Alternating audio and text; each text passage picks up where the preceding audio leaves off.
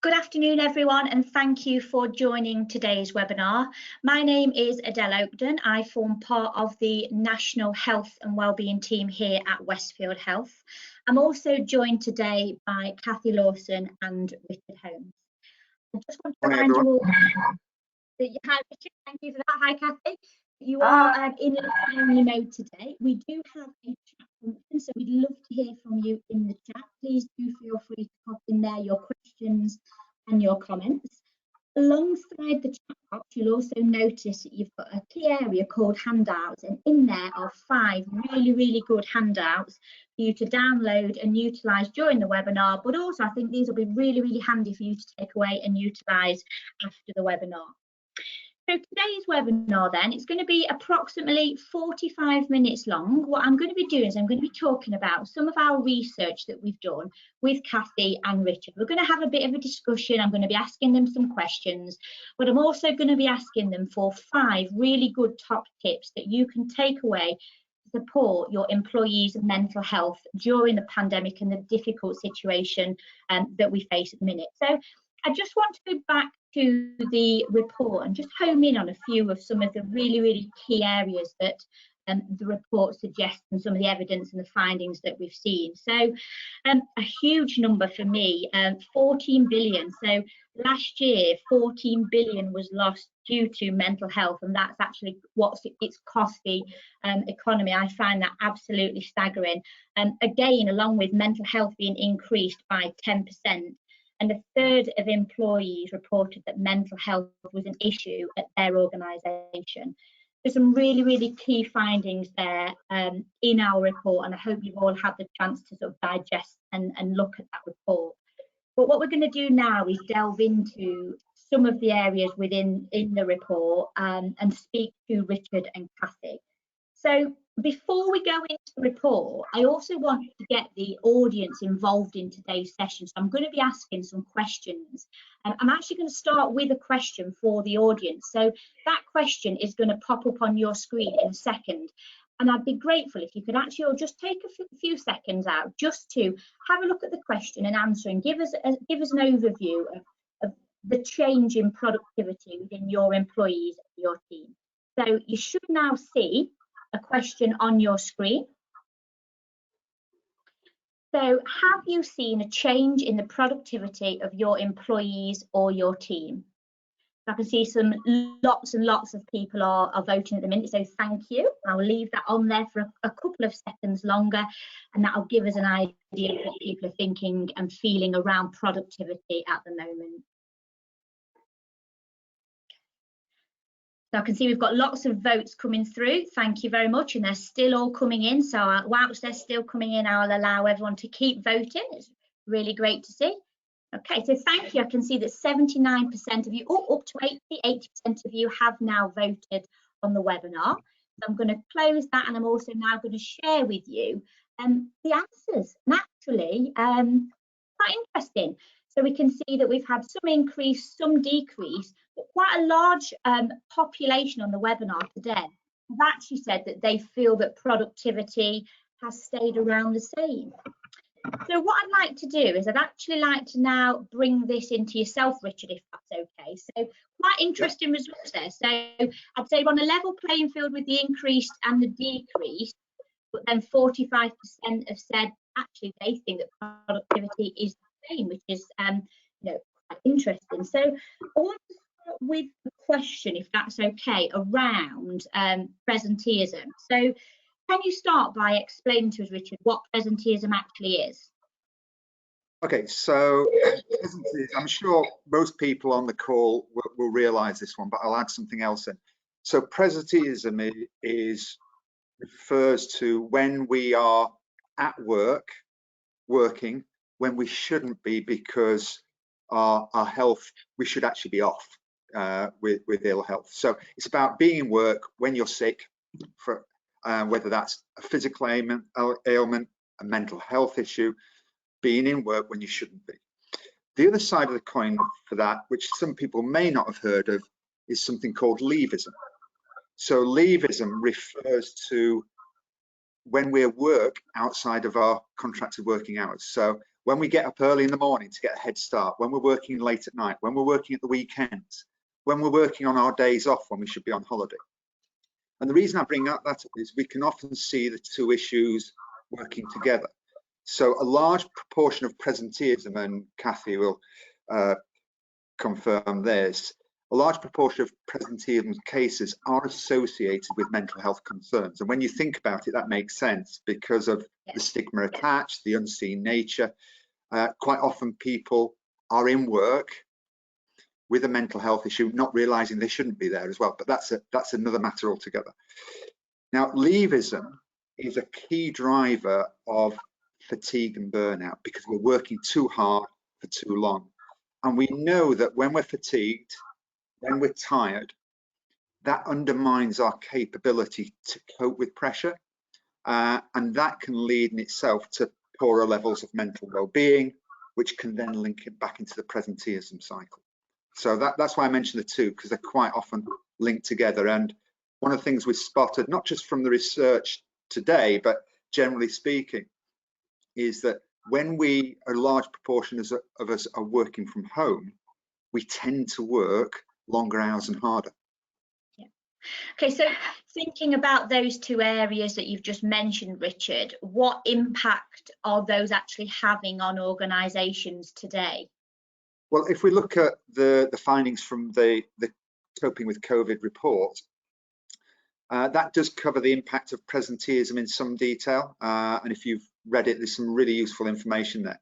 However, if you like, the standout stat for me is that 1 in 3 people say mental health has affected their productivity on a weekly basis. And 1 in 2 are saying that this is happening at least once a month. Now, that starts to sort of suggest that what people are saying in the research to us isn't quite in line with what the poll just suggested earlier.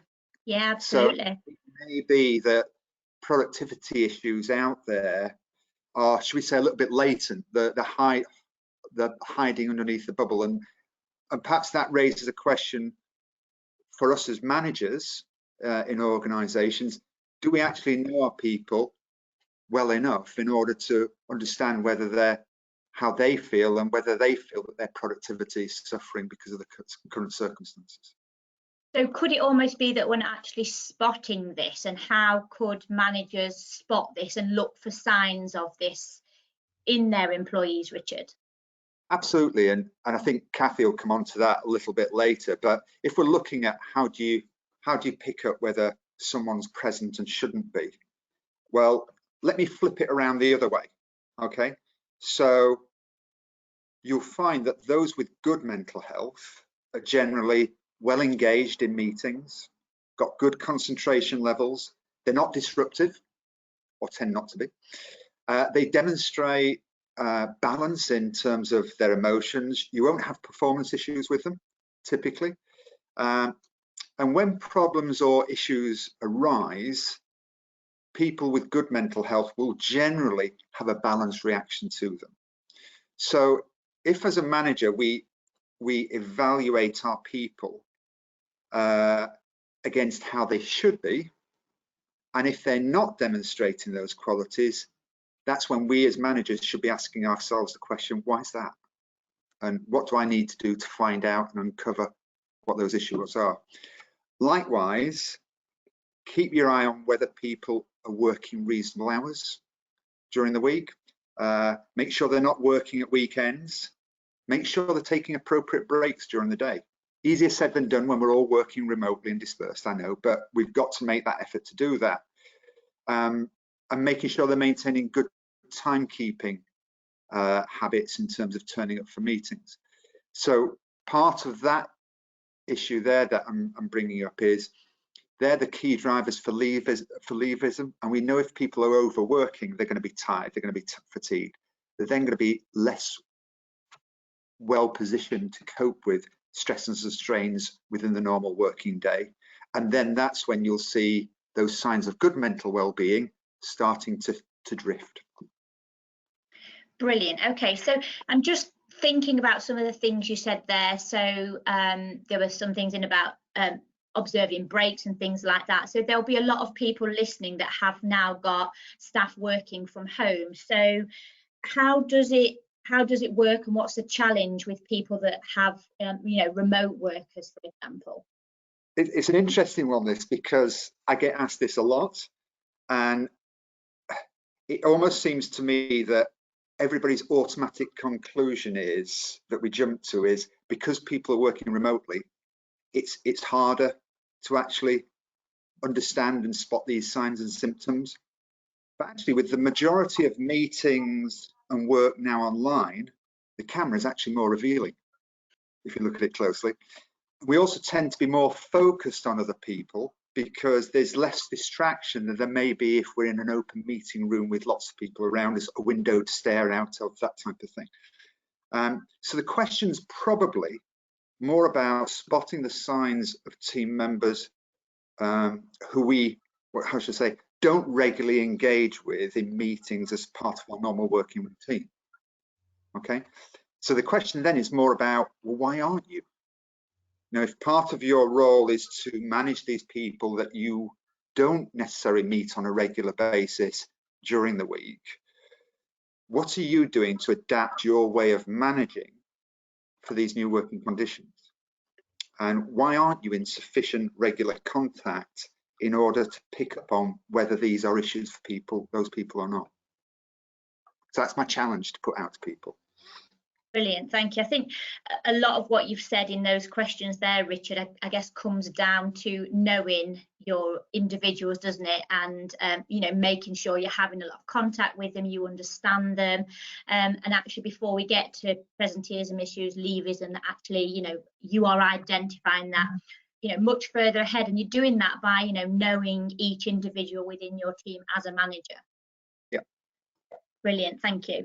So a third of employees have reported poor mental health at their organisation. So Cathy, I'd like to start with yourself on this question, if that's okay. So what tips can you give managers to help build a supportive culture at work, to help employees open up about their coping, but also about critically how they're not coping as well? Okay, thank you. Good morning, everybody. So I think the first thing I'd like to say is that managers talking about their own mental health actually communicates a really strong message that it's okay not to be okay. Even managers aren't expected to get it right all the time and to be okay all the time, because we've all got mental health. Managers have got mental health. We've all got mental health. And it's not a sign of weakness or a sign of vulnerability. Well, it is a sign of vulnerability, actually. It's like risk being vulnerable by opening up and talking about how are you feeling as a manager. That then sends that message out that it's okay, because we know that some of the highest achievers in society experience mental health issues. So I've got a little list here: Winston Churchill, Isaac Newton, Charles Dickens, Beethoven, Frank Bruno, Ruby Wax, Kelly Holmes, Stephen Clark, the ex-CEO of W.H. Smith, Stephen Fry, John Prescott, and so on and so on and so on. These are some of our highest achievers in society, and they have all had mental ill health and mental health issues. So it's okay not to be okay, and to speak up and say, yeah, I'm finding it tough as well. So that is absolutely one of the key things that I would suggest to managers, not to be afraid to share how you're feeling as well. So I don't know, Richard, if you want to pick up on that. Yeah, I think that example you gave there, Cathy, of managers not being afraid to talk is a really, really good example of role modelling. And a lot of the development of reducing the stigma in the workplace that's gone over the last few years and making it acceptable to talk about that is the fact that managers are acting as role models and encouraging their team members to talk more. And role modeling is one of the most important things that we can do as managers in terms of providing what we refer to as health leadership for our teams. There are many ways we can act as role models, and we'll pick up on a few later, I'm sure. But as managers, we must always be aware of the shadow that we cast as a leader. So that shadow signals to our teams what we believe is acceptable, what we believe is unacceptable, and it's got a huge influence on our team members' behaviour. So we can set examples to our teams by personally, for example, being seen to be working reasonable hours, taking breaks, making sure we're fully engaged when there's a meeting in place, and also making sure that we provide, no matter how we feel, we take great care to provide balanced reactions to problems that the team present to us. So these are all examples of leading by example, being role models, making people understand what's acceptable, what's not acceptable, and really promoting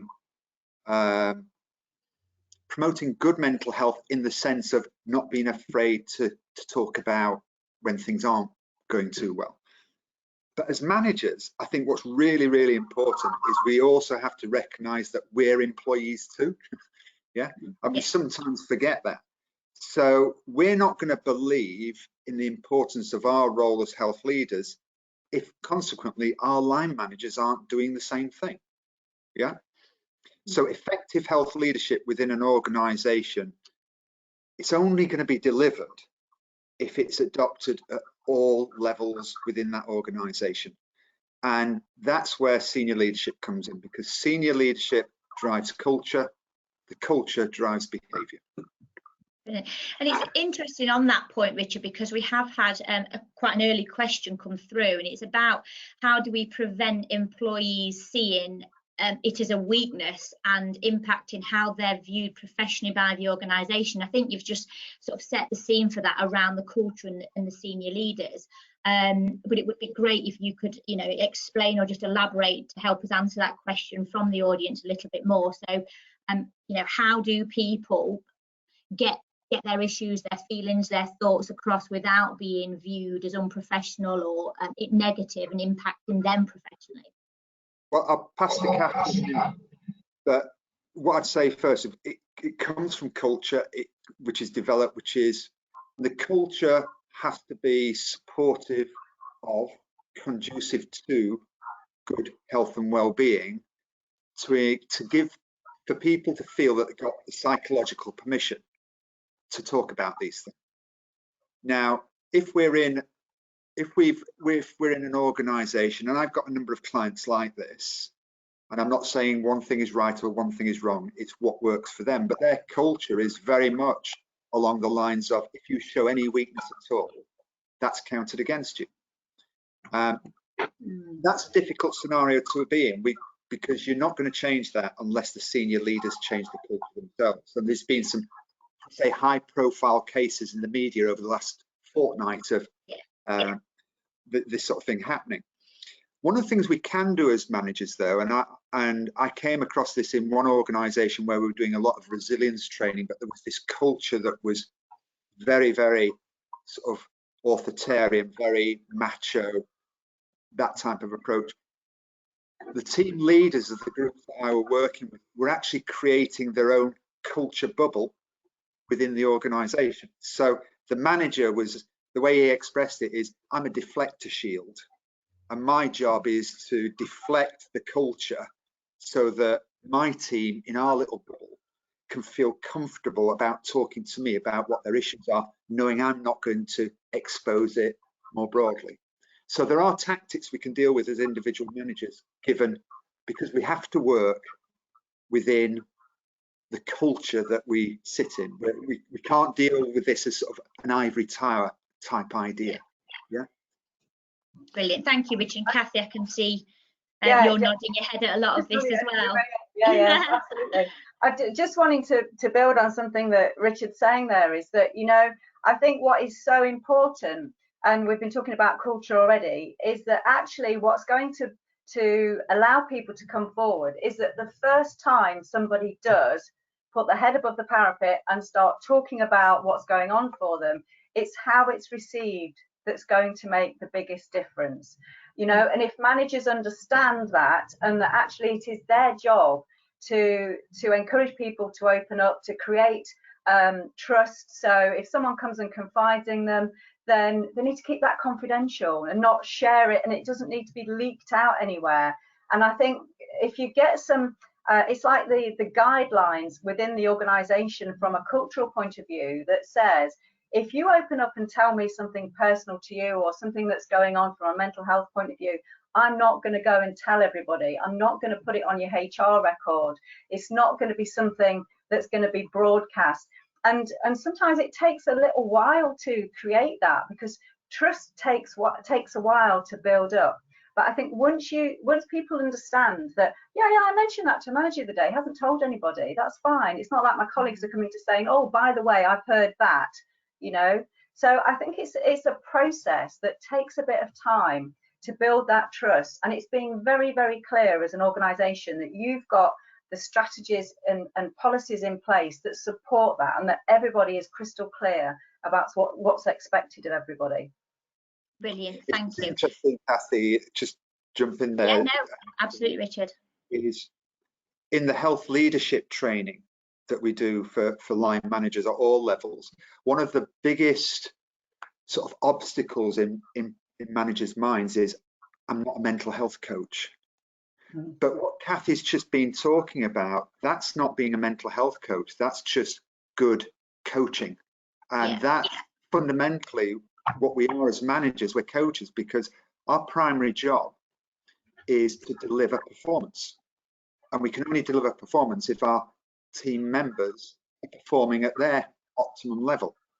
So it's reliant upon us to get that performance by taking the time out to discuss how people are feeling, to build those relationships of trust, because you can't just manage by demanding outcome. You won't get performance and productivity. You've got to get performance and productivity through coaching performance and encouraging performance. Brilliant, thank you. I think, I think both of you listening to you both absolutely singing from the same hymn sheet. I think it's going to be interesting now to get a little bit of audience participation to see whose responsibility the audience think it is to look after mental health. So I'm going to pop a question on your screen. If you could answer the question that I'm going to put forward to you, that would be fantastic. And again, we'll have a little look and we'll discuss some of the results. So that should be on your screen now, so you can all vote away. So the report itself, whilst you're voting, actually talks about that there possibly is a disconnect between HR teams and employees, and that 35% of employees reported that their mental health was not good, or actually not good at all, in comparison to 7% of HR leaders. So this one I think will be quite an interesting one to see what the outcome is. So I can see we're up to 73% voted, and that is still increasing. So I'll give it a couple more seconds and then we will reveal the results and reveal what our audience think. Okay, great. So great to see that we're now over the 80 mark. So I am going to close that and I am going to share with you the results of this question. So interestingly, 8% of people voted for HR. 88% of people voted for managers, and I think based on what you've just said, Cathy and Richard, that ties in really, really nicely with embracing this culture and our managers starting to, you know, have conversations and become that person that people can talk to. We had 3% say it was down to a colleague or a friend, and we had 1% say that it was actually down to their family members. So, Cathy, Richard, what are your thoughts on those results? It's good that it concurs with what we've been saying, isn't it? Absolutely. I think it cements everything that you've just said. So yeah, people really like what you're saying, or actually they genuinely believe that it's their managers that should be at the forefront of this. I'd just say it's for everybody on the call, it's really refreshing as a Director of Wellbeing to see that type of result coming out. There are quite a large number of organisations that I work with where there's almost a mindset within managers when we're doing health leadership training that actually it's HR's responsibility. Yeah. Where at the end of the day, my team are always saying to manager, well, no, at the end of the day, you have to take responsibility for your own team. It's got to be your responsibility. So hopefully it doesn't mirror the fact that everybody on this call is an HR professional and they're pushing it that way, and as opposed to managers saying, yes, it is my responsibility. But again, let's just be careful with that.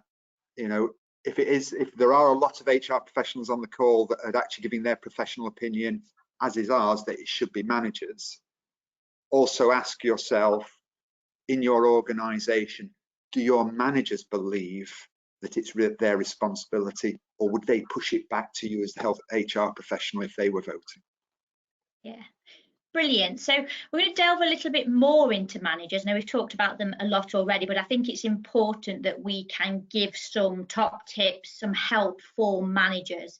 So can you, and I'm going to go to you, Cathy, for this one, can you give 5 top tips to managers for supporting employee mental health and also for spotting the all-important signs that suggest that someone is actually struggling with their mental health?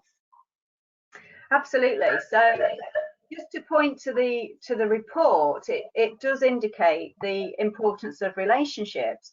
So it's actually, as we've been saying so far, it's really good practice and the responsibility of managers to know their staff and to have conversations around well-being and mental health. So, you know, I always talk about when I'm training that actually having a performance review is great, and let's acknowledge that managers are often at the sharp end of this as well. They're trying to manage delivering results for the organisation, the performance of their people, but it's also good practice to have well-being reviews as well on a regular basis, because let's not hide behind performance, because at the end of the day, people don't suddenly become de-skilled or unknowledgeable or poor performers overnight.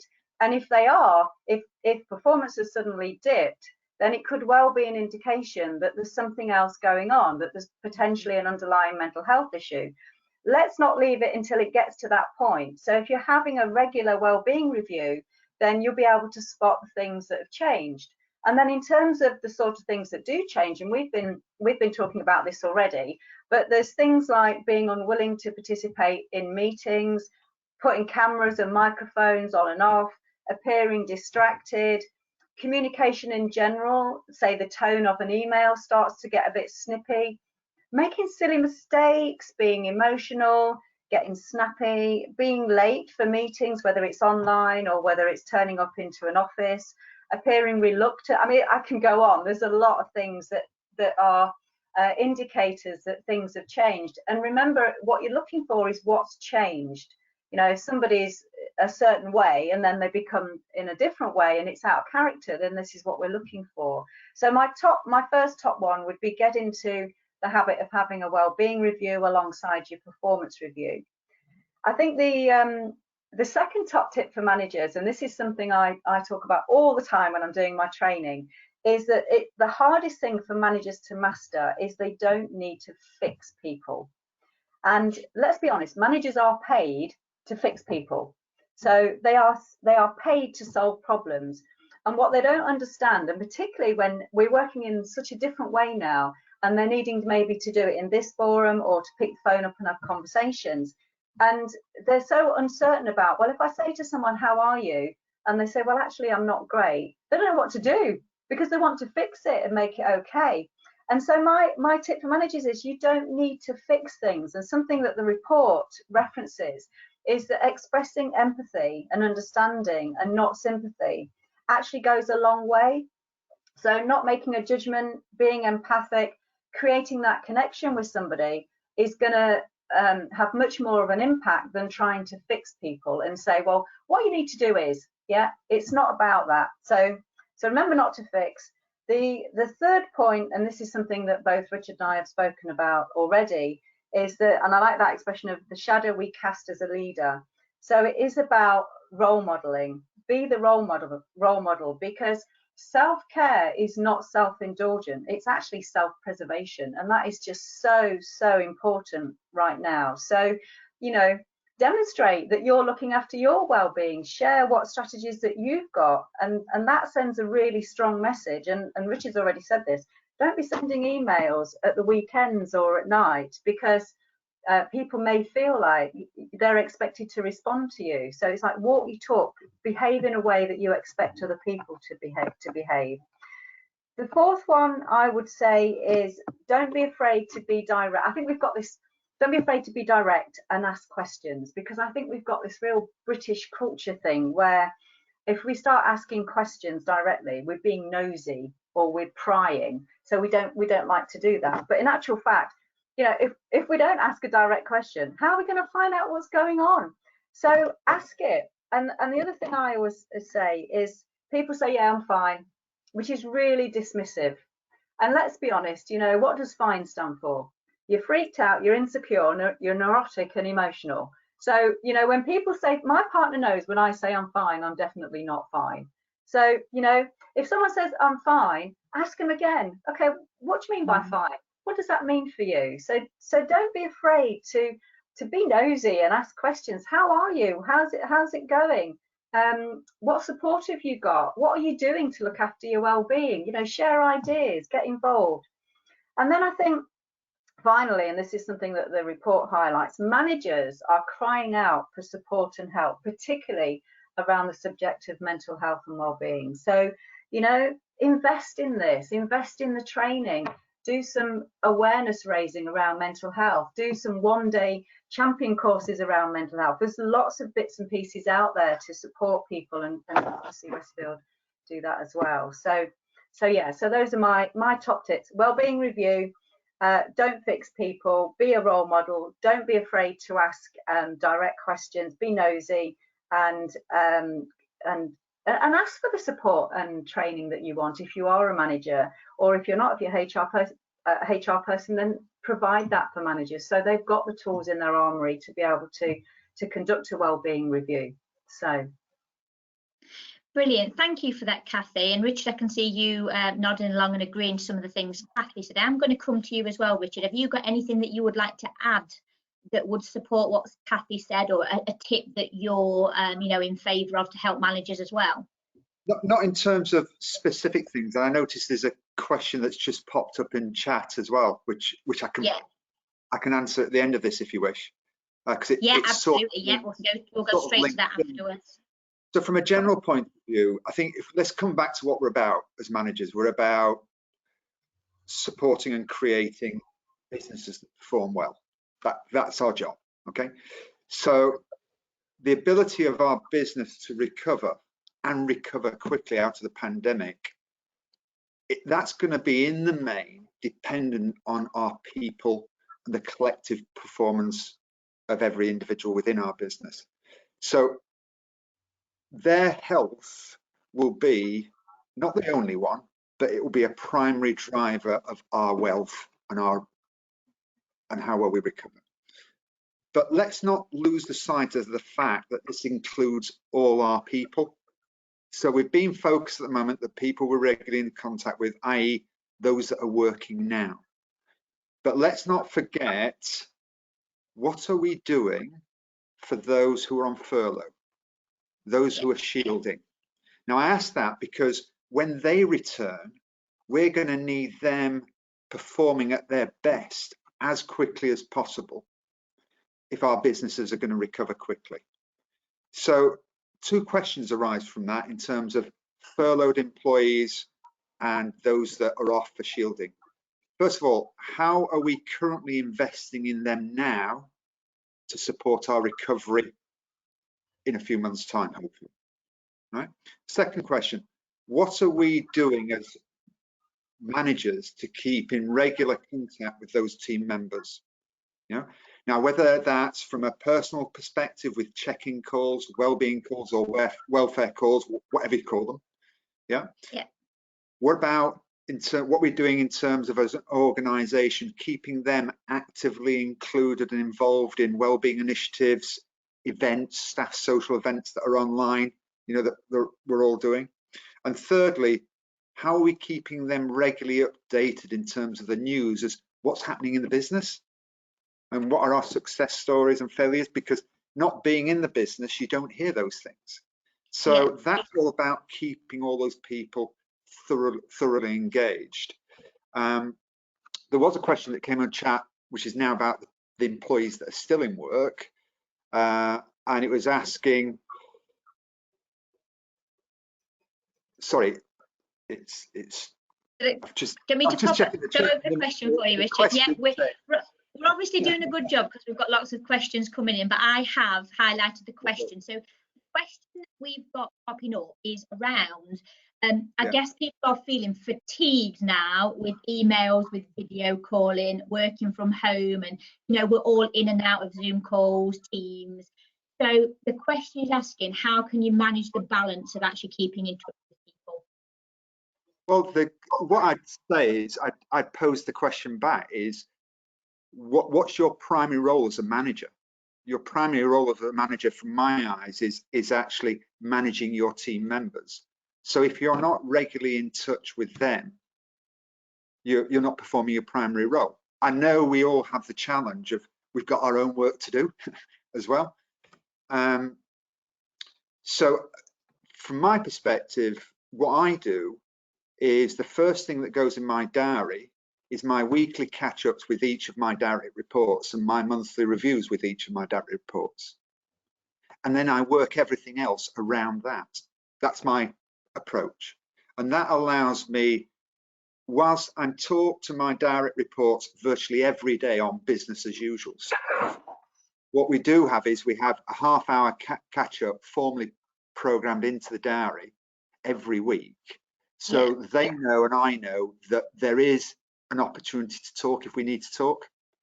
And that's a great opportunity for actually just, asking how they're getting on. How was the weekend? How's things at home?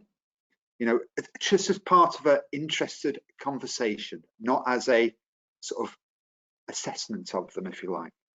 So I think put your people first, work everything else around it. So put your people first and almost go to them and ask them how they want it. And then, like you've done, start to schedule these wellbeing reviews, which were one of Cathy's Cathy's first tip. And I guess from what you're saying, Richard, is a wellbeing review can just be a weekly chat, a weekly catch up. How are you? What did you do at the weekend? I know this morning when I was chatting to some people at Westfield Health, the first question they said to me is, what did you do this weekend? And I sat and told them about my new running trainers, because actually that was the highlight of my weekend. So it was great to sort of just have that personal chit chat around, some new running trainers this weekend. So I think that ends nicely with Cathy's first top tip, and also in sort of answering that question as well. So thank you for that. So we are now coming sort of gradually towards the end of our webinar. So this is the bit where we are going to start looking to answer some of the questions that are coming through in the chat. So if anyone does have any questions, please do pop them into the chat. We won't, unfortunately, because there's a lot of you on the webinar, be able to answer every single one today, but we will be reaching out to you after the webinar with different ways and means to actually answer some of the key questions that come through. Cathy, we have had a request, if it's okay with you, to just run through the definition of fine again. So Cathy, could you run through fine? I think it made me grin, so I bet there's a lot of people out there that thought, that's a good one. So yes, could you tell us what fine means again, please? Oh, I can't claim that this was my definition, but it was one that was shared with me, and it's obviously stayed with me. But I would say that it's freaked out. You can change that word if you want. Freaked out, insecure, neurotic, and emotional. So there you go. Fine. When someone says I'm fine, freaked out, insecure, neurotic, and emotional. Brilliant. Thank you very much. So just sort of looking through some of the questions now. So I can see a really good one on standard working hours. So it talks about that there's a lot of focus on sort of these standardized working hours, but do you have any special tips for a business that operates 24 hours a day and is in sort of the care type of industry? So I guess it's not the norm 9 to 5. This question is asking for themselves, for everyone else out there that's listening, any tips around operating a 24-hour business? Yeah, well, at the end of the day, we don't as individuals all work 24 hours a day. We can't. So there are greater pressures for certain people in certain positions when they're managing in a 24-hour they're involved in a 24-hour operation. But there should, obviously within that 24 hours, people are going to be working shifts, and that includes managers as well as employees. We do recognise that some managers, say if you took a care home, the care home manager is likely to be on call, should we say, for emergencies, that type of thing. I'm not sure whether that's quite what we're getting at, but it's a good example. So in those circumstances, we've got to, we've got to accept what the role is that we need to perform within that organisation, and then adapt our lives accordingly around it. So if this sometimes happens to me if I've got members of my direct report team off, I'm doing my own job, but I'm also on call to deal with inquiries that come through that they would normally deal with. Yeah. So my working day is significantly sort of broadened already. And therefore, how do I adapt now my personal life to accommodate that? How do it, if I know that that's on taking the care home, if I know that that's going to be a case of I've got to do that for 4 consecutive days, and then I have a couple of days off, and you've got the leave built into the rota system, then it's actually taking personal responsibility when you then get time off to recover as best you can. So, and not sort of say, well, I've got to do all this in my personal life as well. We know we have, but sometimes we have to make adjustments to fit with work, as well as trying to get work to fit with our personal lives. Brilliant, thank you. And just sort of due to the timescales that we're on now, we have got lots and lots of questions coming in. What I'd like to do is just ask one final question to you both. So it's another question around managers. So it's, how do you encourage staff who don't feel comfortable approaching their managers? So I guess it's an individual that perhaps is in a team where they wouldn't necessarily go to their manager to get support. So the question is asking how, if someone has got an unapproachable manager, or someone who isn't adopting the 5 tips Cathy's mentioned, or building the culture you've talked about, Richard, how and where do those individuals go? I can answer that. Is that something you want to bring the MHFA into? Yeah. Yeah, I was going to say I can answer this from 2 perspectives actually. I think that it does come back to the culture of the organisation and working hard to build a culture where people do feel okay to come forward, because wouldn't it be great if you can have conversations in your organisation about things like depression and anxiety when people are happy to talk about a broken leg or a broken arm or a thyroid issue. So working on the culture is one thing, and then the other side of the equation is that if you've got mental health first aiders in your organisation and you highlight that you have, because don't train them and then don't tell anybody, but if you let people know that they're there and you communicate with them that these conversations are confidential unless there's a crisis, then those are the people that can pick up some of those people that maybe don't feel comfortable and confident going to talk to their manager. And one of the things that I'm always saying to people I'm training at the moment is that, again, it's good practice for mental health first aiders to be a bit more proactive now, because we don't want to wait until we've now got some mental ill health issues. We want to be proactive about creating wellbeing initiatives, and it doesn't have to cost you a fortune to do that, but let's get the mental health first aiders being a bit more proactive now as well, building a wellbeing culture that supports people coming forward and having conversations. So I don't know if you want to add anything to that, Richard. I would just say that that's exactly where I was going to come to, which I pass to you because you're the specialist in that area, Cathy. But one of the benefits for HR teams in actually having a mental health first aider team in place is the natural place for us to go if if we've got something we feel we can't discuss with our line manager, is to go to HR. That's the only opportunity for us. And I know a lot of HR teams have found huge benefit in having an MHFA team in place, because it just takes that little bit of pressure off them as a department. So yeah. And just one final thing on that, Richard, as well, just to say that managers make an assumption that actually, oh yeah, I'll just go to HR because they'll be able to deal with it. But I have hundreds of HR people through the mental health first aid training, loads of them. So the CIP is not automatically training HR in mental health at the moment. So they're coming through these courses as well. So managers, don't assume that your HR person can pick it up, because actually it's your role, it's your responsibility to do that. So brilliant.